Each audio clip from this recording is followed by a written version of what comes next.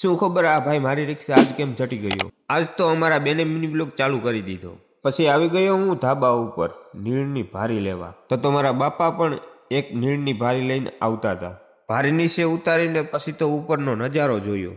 સા વગર તો આપણી સવાર જ ન પડે। કોમેન્ટ કરી ખાસ કહેજો સવારમાં હાલે સા વગર। તો બેન આવીને તેના ડ્રોઈંગના ચોપડા બતાવવા લાગ્યા। તો ભાઈ પણ આવી ગયો અને જોવા લાગ્યો। પછી તો હું નીકળી ગયો વાડી તરફ અને રિક્ષા ભગવી બોલેરાવા હે। પછી ભગવવામાં મોરા તો હોય નહીં રિક્ષાવાળા। માંડ માંડ ભગાવ્યો તો રિક્ષો। તા તો આવી ગઈ સડક ચાઇનાની। કોને શું ખબર ક્યારે બનશે ગામડાની સડક।